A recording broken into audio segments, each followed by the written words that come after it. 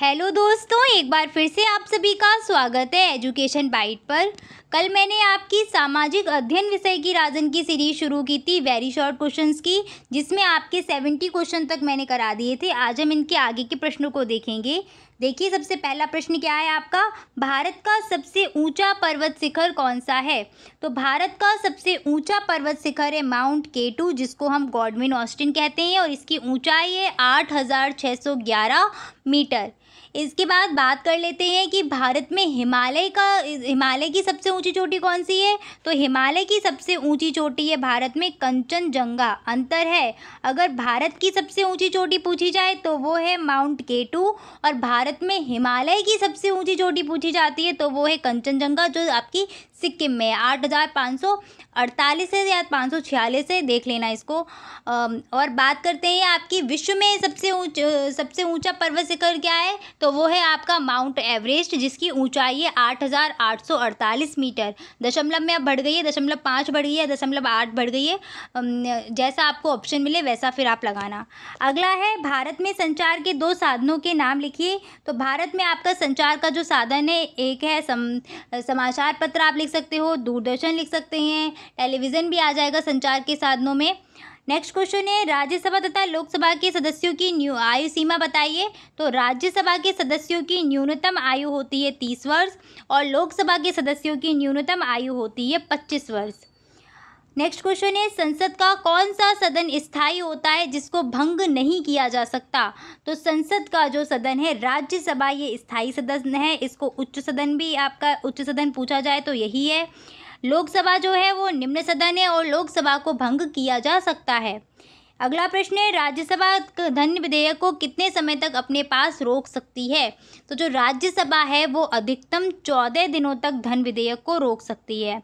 धन विधेयक दोनों सदनों में से सबसे पहले किसमें आता है? तो आपका लोकसभा में ही आता है। लोकसभा से जब पारित हो जाएगा उसके बाद राज्यसभा में पहुंचेगा। अगला प्रश्न है आपका, त्रिशंकु लोकसभा से आप क्या समझते हैं? तो निर्वाचन के समय किसी भी दल को अगर सरकार बनाने के लिए स्पष्ट बहुमत प्राप्त नहीं हो रहा है तो वहाँ पर जो आपकी लोकसभा बनेगी वो हो जाएगी त्रिशंकु लोकसभा। ठीक है, जब स्पष्ट बहुमत प्राप्त नहीं होता है उस टाइम पे। अगला प्रश्न है, योजना आयोग के स्थान पर गठित नीति आयोग का पदेन अध्यक्ष कौन होता है? तो पहले योजना आयोग हुआ करता था, अब वो आपका परिवर्तित कर दिया नीति आयोग में। इसके अध्यक्ष होते हैं प्रधानमंत्री। और इस समय अगर आपसे पूछा जाए नीति आयोग का अध्यक्ष कौन है, तो सीधे सीधे आंसर आना चाहिए, नरेंद्र मोदी जी आपके अध्यक्ष हैं इसके। प्रधानमंत्री होता है तो आपका जो देश का प्रधानमंत्री होगा वही अध्यक्ष रहेगा। अगला प्रश्न है, मंत्रिपरिषद के बारे में आप क्या समझते हैं? तो भारतीय संविधान के अनुच्छेद 74 के अनुसार राष्ट्रपति को उसके कार्यों के संपादन व सलाह के हेतु मंत्रिपरिषद की एक आवश्यकता होगी, और उसके लिए एक मंत्रिपरिषद बनाई जाएगी। मंत्रिपरिषद का जो प्रधान होता है वो प्रधानमंत्री होते हैं, और मंत्रिपरिषद सामूहिक रूप से लोकसभा के प्रति उत्तरदायी होती है। मंत्रिपरिषद है क्या? तो अनुच्छेद 74 के तहत ये बताया गया है कि राष्ट्रपति को उसके कार्यों के संपादन के लिए, सलाह के लिए एक मंत्रिपरिषद होगी। ठीक है।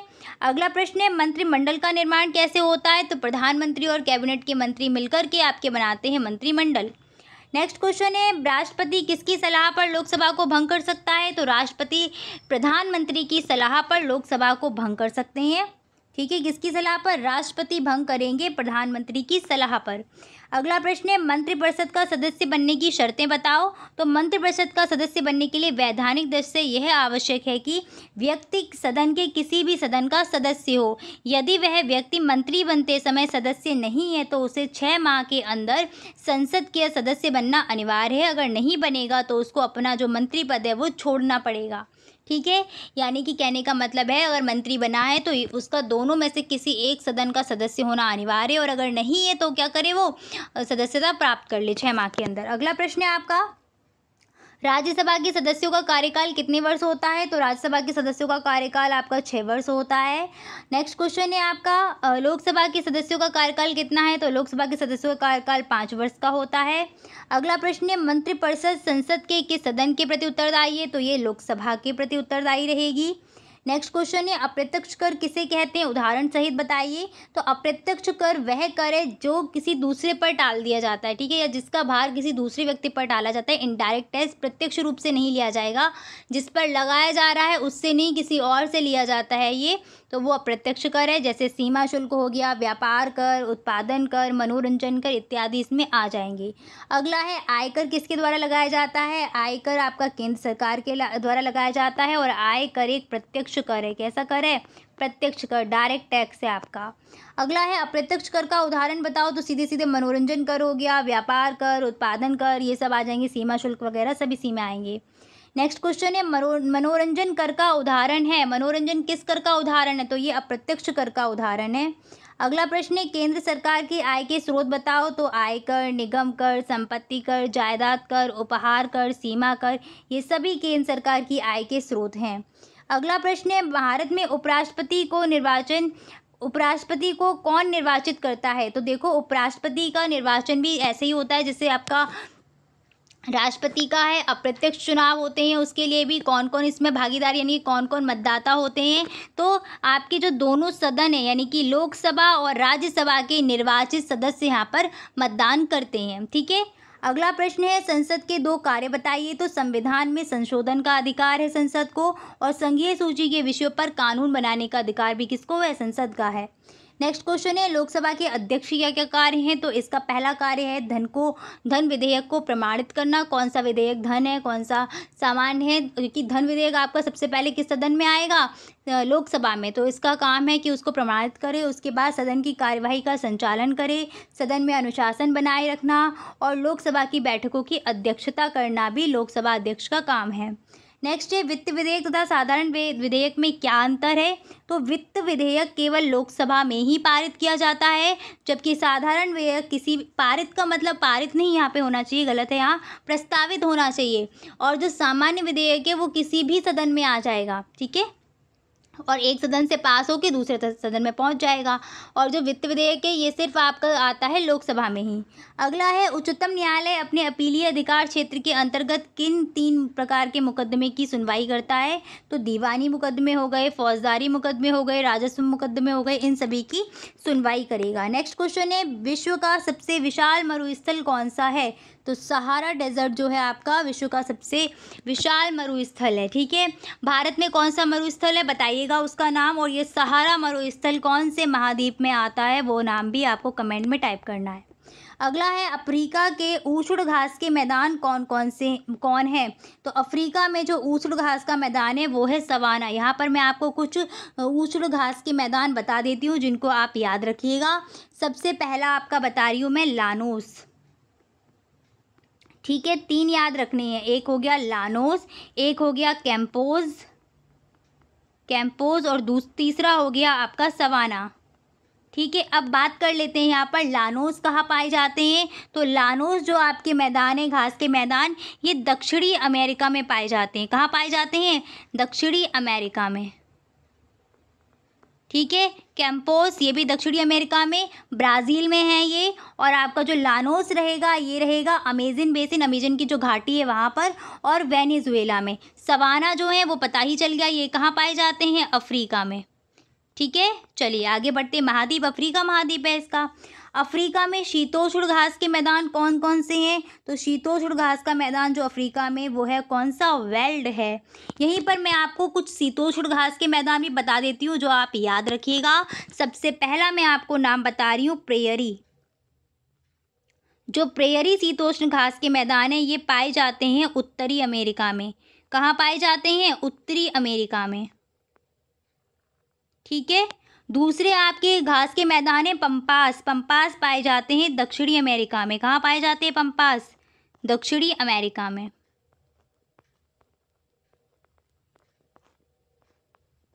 अगला है आपका वेल्ड। तो वेल्ड तो यहाँ पर मिल ही गया है, वेल्ड पाया जाता है अफ्रीका में। वेल्ड जो घास के मैदान हैं, शीतोष्ण घास के मैदान है, कहाँ पाए जाते हैं ये, तो ये पाए जाते हैं अफ्रीका में। इसके बाद आपको याद करना है डाउन्स, एक बस 2 और लास्ट हैं आपके। एक है डाउन्स पाया जाता है ऑस्ट्रेलिया में। डाउन्स घास के मैदान कहाँ पाए जाएंगे, ऑस्ट्रेलिया में पाए जाएंगे। और लास्ट है आपका स्टेपीज दो शब्दों से मिलकर बना हुआ लग रहा है ना, स्टे और पीस, तो बस इनको याद कर लो। ये कहाँ पाए जाते हैं? यूरेशिया में। ठीक है। 3 आपको उष्णकटिबंधीय याद करने हैं। कौन कौन से? पहला है लानोस, दूसरा कैंपोज और तीसरा सवाना। दोनों दक्षिणी अमेरिका में है और ये है आपका अफ्रीका में। प्रेयरी शीतोष्ण घास का मैदान है, ये उत्तरी अमेरिका में पाया जाता है। पंपास दक्षिणी अमेरिका में, वेल्ड अफ्रीका में, डाउन्स ऑस्ट्रेलिया में और स्टेपीज यूरेशिया में। उम्मीद कर रही हूँ आपको समझ में आ गया होगा। चाहे तो स्क्रीनशॉट ले लें या फिर इनको नोट कर लें, जैसा आपको अच्छा लगे वैसा। ठीक है।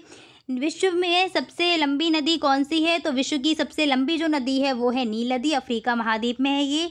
विश्व में स्वर्ण नगर के नाम से विख्यात नगर कौन सा है? तो स्वर्ण नगर के नाम से जो विख्यात है वो है जोहान्सबर्ग, जो अफ्रीका महाद्वीप में है।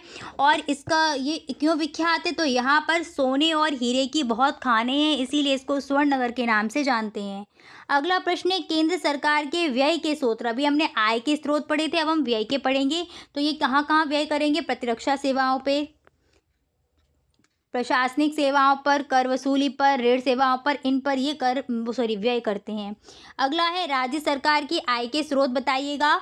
तो भूमि कर, कृषि कर, राज्य उत्पादन कर, व्यापार, स्टाम्प शुल्क, वनों से मनोरंजन कर, सिंचाई कर, सड़क कर, जल परिवहन कर, ये सब कर आपके आ जाएंगे राज्य सरकार की आय के स्रोत में। अगला प्रश्न है, राज्य सरकार के व्यय के स्रोत बताओ। तो सबसे इम्पोर्टेंट तो है आपका शिक्षा पर व्यय और दूसरा चिकित्सा पर व्यय। जैसे कोई आपदा आ जाती है, अभी कोविड चल रहा था, तो वहाँ पर कौन? राज्य सरकार अपना व्यय कर रही थी। ठीक है। तो चिकित्सा और शिक्षा तो आपका है ही, इसके बाद परिवार नियोजन भी इसी में आ जाएगा। फिर आपका कृषि पर व्यय, जब आपदा आ जाती है ना, कहीं सूखा पड़ जाता है, बाढ़ आ जाती है, कृषि को बहुत नुकसान होता है, तो उस टाइम पे यहाँ पे ये व्यय करते हैं अपना। मत्स्य पालन हो गया, भूमि संरक्षण, पशुपालन इत्यादि में ये व्यय करेंगे। अगला है, प्रथम पंचवर्षीय योजना की कार्यावधि लिखिए। तो प्रथम पंचवर्षीय योजना की कार्यावधि है 1951 से लेकर 1956 तक। नेक्स्ट है आपका, आप डेट भी लिख सकते हो, 1 अप्रैल से 31 मार्च। ठीक है। 1 अप्रैल 1951 से 31 मार्च 1956 तक। भारत में कौन सी पंचवर्षीय योजना 1 साल पहले ही समाप्त हो गई थी? तो ये हो गई थी आपकी 5वीं पंचवर्षीय योजना। अगला प्रश्न है, एशिया में विश्व का सबसे ऊंचा पर्वत शिखर कौन सा है? तो वो है आपका माउंट एवरेस्ट। ऊंचाई है 8,848.8 मीटर। 0.5 में मिलेगी, घटती बढ़ती रहती है थोड़ी सी। 8,848 याद रखिए। ठीक है। अगला है, पंपास घास के मैदान कहाँ पाए जाते हैं? दक्षिणी अमेरिका के अर्जेंटीना में पाए जाते हैं। और ये कैसे घास के मैदान है? तो शीतोष्ण हैं ये। नेक्स्ट है, एशिया में विश्व का सबसे अधिक जनसंख्या वाला देश कौन सा है? तो ये है हमारा चीन। नेक्स्ट क्वेश्चन है, विश्व में सबसे गहरी झील का नाम बताओ। तो बेकाल झील है, जो एशिया महाद्वीप में पाई जाती है। एशिया में विश्व का सबसे ऊंचा पठार कौन सा है? तो पामीर का पठार है, जिसको तिब्बत के पठार के नाम से भी जानते हैं हम। अगला प्रश्न है, यूरोप को प्रायद्वीपों का महाद्वीप क्यों कहा जाता है? क्योंकि यूरोप में अधिकांश जो देश हैं वो तीनों ओर से सागरों से घिरे, यानी कि प्रायद्वीप बन रहे हैं, इसीलिए यूरोप को प्रायद्वीपों का महाद्वीप कहा जाता है। यूरोप जब आप देखेंगे तो बहुत से आपको भूभाग ऐसे दिखाई देंगे जो 3 तरफ से क्या हो? समुद्र से घिरे हों। जब कोई एरिया या कोई पार्ट 3 तरफ से समुद्र से घिरा होता है या पानी से घिरा होता है और एक तरफ स्थल हो, तो वो कहलाता है प्रायद्वीप। ठीक है। अगला है, यूरोप के खेल का मैदान क्या है? तो यूरोप के खेल का मैदान है स्विट्जरलैंड। नेक्स्ट क्वेश्चन है, यूरोप का भारत किसे कहते हैं? तो यूरोप का भारत कहा जाता है इटली को। क्यों कहा जाता है? तो कृषि प्रधान होने के कारण इसको यूरोप का भारत कहते हैं।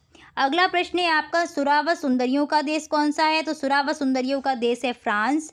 नेक्स्ट क्वेश्चन है, ऑस्ट्रेलिया की खोज किसने की? तो 1770 ईस्वी में की है शायद आपकी कप्तान कुक ने की है। नाम है कप्तान कुक और एबेल तस्मान।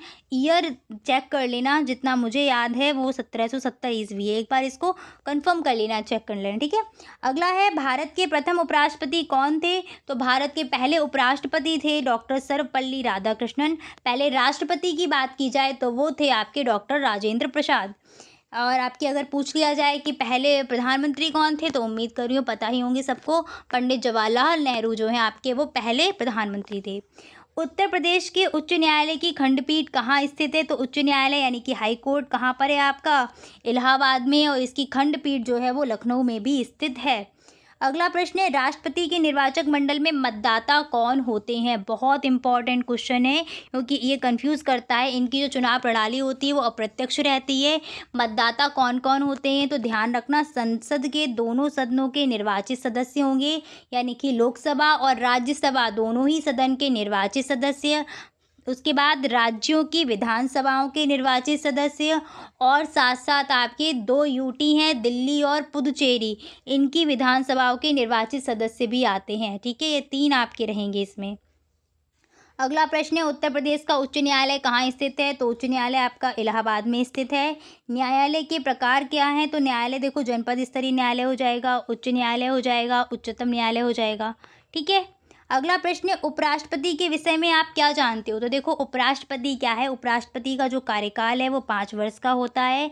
संविधान के अनुच्छेद 63 में आपका ये वर्णन है कि भारत का एक उपराष्ट्रपति होगा। किसमें? अनुच्छेद 63 में।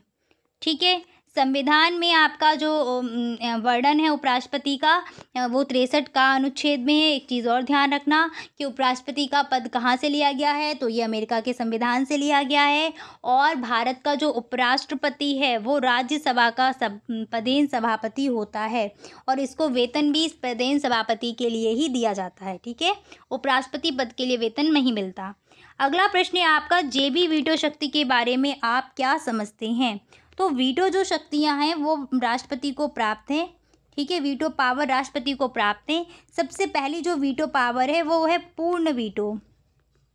देखो, हम सभी जानते हैं जो विधेयक होते हैं आपके, वो दोनों सदनों में पारित होते हैं, उसके बाद जाते हैं राष्ट्रपति पर। जब राष्ट्रपति अपनी सहमति देता है तो वो जो विधेयक होगा वो क्या बन जाता है? अधिनियम बन जाता है।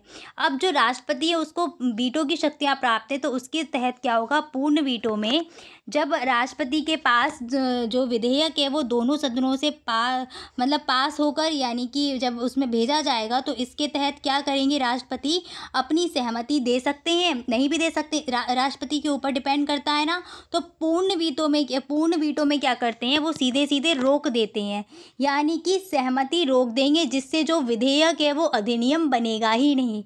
ठीक है, पूर्ण वीटो शक्ति का यूज़ करते हुए वो जो विधेयक रहेगा उसको अधिनियम नहीं बनाएंगे, सीधे सीधे आप रोक देंगे उसको। इसके बाद आती है आपका निलंबित वीटो। एक वीटो है निलंबित वीटो। अब निलंबित वीटो में वो क्या करते हैं कि जब आपका जो विधेयक है दोनों सदनों में पारित हुआ और राष्ट्रपति के पास गया, तो राष्ट्रपति क्या करेंगे? अपनी निलंबित वीटो का पावर का यूज़ करते हुए उस विधेयक को वापस से पुनर्विचार के लिए भेज सकते हैं। ठीक है, पुनर्विचार के लिए भेज देंगे। अब क्या होगा? संसद में वो वापस लौट के आ जाएगा विधेयक। इसके बाद संसद या तो उसमें संशोधन करेगी, और संशोधन नहीं भी करती है, वैसा का वैसा ही वापस कर दे राष्ट्रपति को, कुछ भी संशोधन नहीं किया, तो उसमें क्या होगा? राष्ट्रपति बाध्य हो जाएंगे उस विधेयक को फिर पारित करने के लिए। ठीक है, चाहे उसमें संशोधन हुआ हो ना हुआ हो, उन्होंने एक बार निलंबित वीटो का प्रयोग करके उसको वापस भेजा संसद में, और संसद से वो पारित होकर वापस से आ गया राष्ट्रपति के पास, दोनों सदनों से पारित होकर वापस से आ जाएगा, तो राष्ट्रपति वहाँ पर बाध्य हो जाएंगे उसको स्वीकार करने के लिए, उस पर सहमति देने के लिए। ठीक है, अब आते हैं कौन से वीटो पर जिसकी बात हमें करनी थी, वो है आपका जेबी वीटो। ठीक है, जेबी वीटो को हम पॉकेट वीटो के नाम से भी जानते हैं। कौन से वीटो के नाम से? पॉकेट वीटो के नाम से जानते हैं। इस वीटो का प्रयोग कैसे करते हैं? तो इस पर क्या है, जब इस पॉकेट वीटो शक्ति का यूज़ करेंगे राष्ट्रपति, तो उस पर होता है कि विधेयक पर वो कोई कार्यवाही करने के लिए प्रतिबंधित नहीं होते, ना तो वो स्वीकृति देंगे, ना ही उसका अस्वीकार करेंगे विधेयक को, ना ही पुनर्विचार के लिए देंगे। एक तरीके से आप सिंपल भाषा में समझ सकते हो कि राष्ट्रपति के पास विधेयक आया, अब वो उस पर कोई चर्चा ही नहीं कर रहे हैं, ना ही उन्होंने स्वीकार किया, कोई सहमति दी, ना ही असहमति दी, और ना ही ये कहा कि इसमें कुछ सुधार करो। एक तरीके से कि अपनी पॉकेट में डाला और भूल गए, याद ही नहीं है कि कुछ ऐसा विधेयक आया था। ठीक है, याद करने के लिए ऐसा है। तो पॉकेट वीटो आपका यही होता है कि उस विधेयक पर वो कोई निर्णय नहीं लेते, ना सहमति देंगे ना असहमति देंगे, और ना ही पुनर्विचार के लिए उसको भेजेंगे। पॉकेट वीटो, इसका एक बार प्रयोग किया जा चुका है, अभी तक एक ही बार प्रयोग किया गया है। आपका जो डाकघर संशोधन था आपका अधिनियम, उसमें किया गया था ज्ञानी जेल सिंह के द्वारा। ठीक है, ज्ञानी जेल सिंह ने इसका भारतीय डाकघर संशोधन विधेयक पर प्रयोग किया था। अगला है आपका उच्चतम न्यायालय के कोई 4 कार्य बताओ। तो मौलिक अधिकारों को संरक्षण प्रदान करना इसका प्रमुख कार्य है। अगर मौलिक अधिकारों का हनन होता है तो आप सीधे सीधे सुप्रीम कोर्ट में शरण ले सकते हैं। अगला है संविधान को संरक्षण प्रदान करना। उच्चतम न्यायालय अपने निर्णयों पर पुनर्विचार भी कर सकता है। इसके बाद उच्चतम न्यायालय उच्च न्यायालय के निर्णय के विरुद्ध भी कार्रवाई कर सकता है। जैसे कुछ चीज़ें हैं ना कि हम कहे कोई केस था हाई कोर्ट में लड़े, वहाँ से कोई डिसीजन आया और हम उसके पक्ष में नहीं हैं, तो हम सुप्रीम कोर्ट में जा सकते हैं और हो सकता है कि सुप्रीम कोर्ट क्या करे, जो हाई कोर्ट का जो भी रहा हो निर्णय उसके विरुद्ध दे दे अपना निर्णय, तो ऐसा हो सकता है। ठीक है, तो ये भी इसके कार्य हैं। अगला है उच्च व उच्चतम न्यायालयों के न्यायाधीशों की नियुक्ति कौन करता है। तो ये करते हैं राष्ट्रपति जी। अच्छा, एक चीज़ यहाँ पर और बता दूँ मैं, एक क्वेश्चन आपका था वेरी शॉर्ट शॉर्ट क्वेश्चंस में, क्वेश्चन नंबर 90 है आपका, शॉर्ट में नहीं है सॉरी, MCQ में था क्वेश्चन नंबर 90, जहाँ पर आया था कि महाभियोग की प्रक्रिया किस पर चलाई जाती है। तो याद रखिएगा, महाभियोग की जो प्रक्रिया है वो राष्ट्रपति पर, उच्चतम न्यायालय के मुख्य न्यायाधीशों पर चलाई जाती है। ठीक है, राज्यपाल, मुख्यमंत्री इन पे नहीं चलाई जाती। उसका आंसर मैंने शायद वहाँ गलत बता दिया है, तो करेक्ट कर लेना। महाभियोग की प्रक्रिया राष्ट्रपति पर, उच्चतम न्यायालय के मुख्य न्यायाधीशों पर चलाई जाती है। राज्य के जो राज्यपाल हैं या मुख्यमंत्री हैं इन पर नहीं चलाई जाती।